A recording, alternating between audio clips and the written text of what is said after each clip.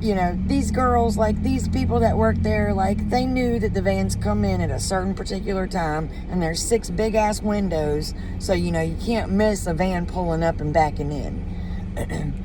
And then, on some of them, they have the beeping noise. So, like, they would always run to the guys' vans first.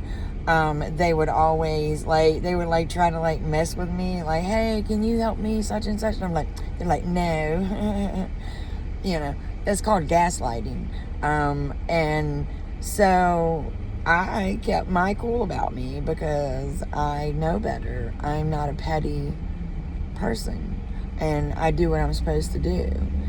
And so then I call ahead to get this participant, like, hey, I just wanted to call and let you know, like, so he's got an appointment at Duke, and I just want to make sure, that somebody comes out and gets him and changes him, and, so I can get him to his appointment on time. Of course, when I get there, nobody's even talking about that. All the girls were talking about was, all the workers were talking about were, oh, well, I don't have to go because his wife's going. Okay, well, what about when I called to ask to have somebody come and take him and change him so I can get him back to the to his appointment? And so, finally, I was late to get him to his appointment. He didn't get there till 11:20.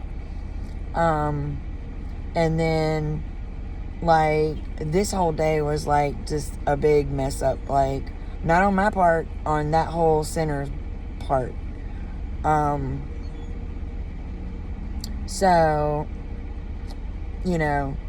well then, after they get there and stuff and they finally get into the appointment, they realized that the center didn't send all the labs, or didn't send the labs at all.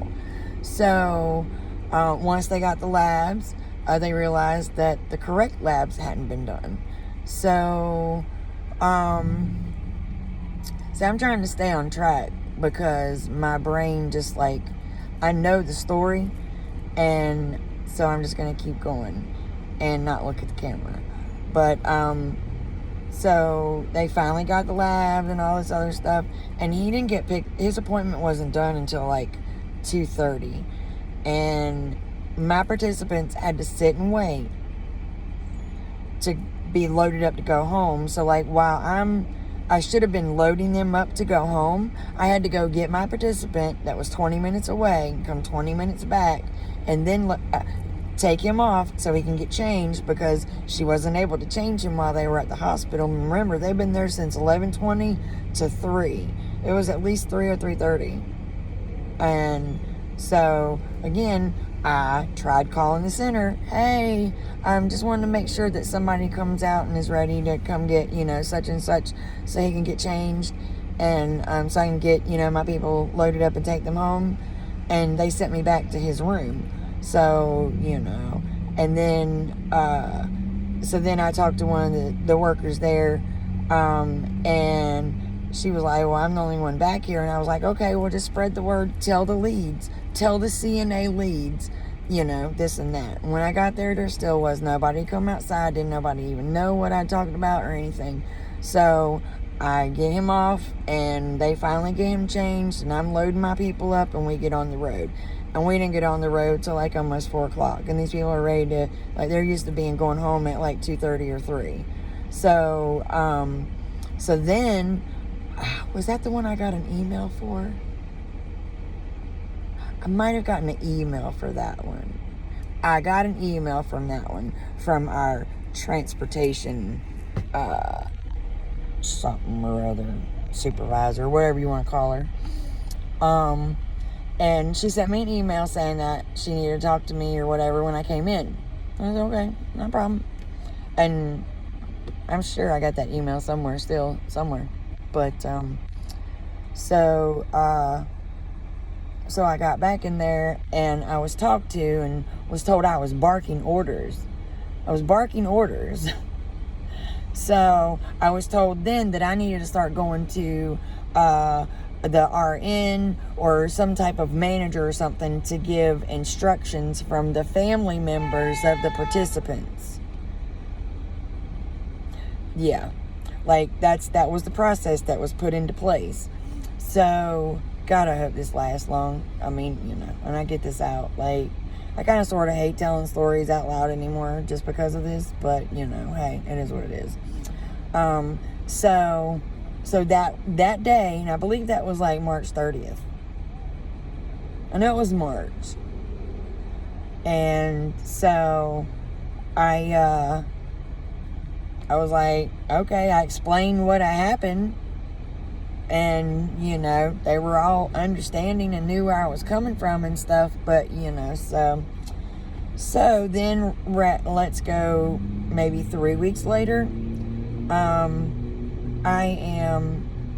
go pick him up, same participant, same participant.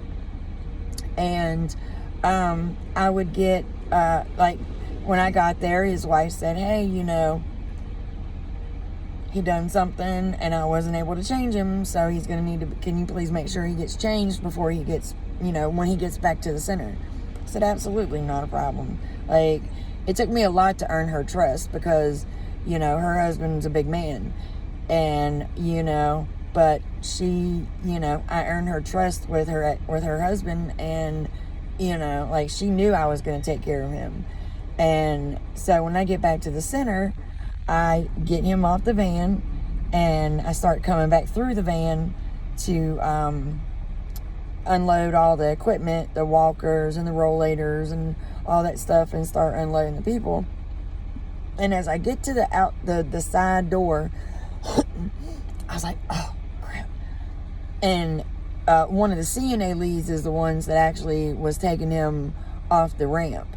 And I just looked back and I said, or when I got off the van, I looked back and I said, hey, so-and-so, I said, he needs to be changed. So, you know, you know, I didn't think any more of it. I really didn't. I continued doing what I was doing, blah, blah, blah. That's just what I did. And I didn't think any more of it. And then sometime after lunch, I was in the physical therapy room with the wheelchair people that had come in to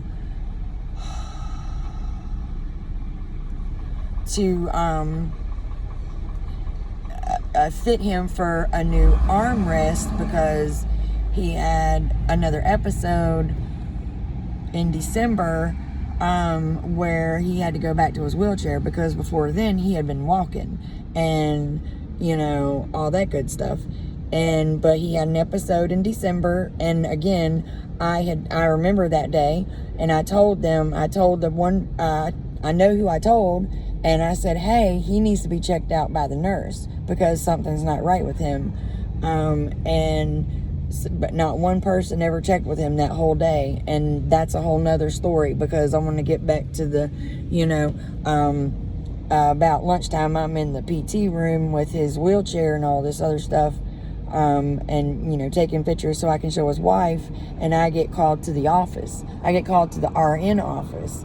And I get in there and you know, as soon as I see the RN, the girl, I was like, what'd I do now? And she's like, girl, we told you, you know, come to us, blah, blah, blah. And I was like, what did I say? Like, what did I say? I don't even know what I said.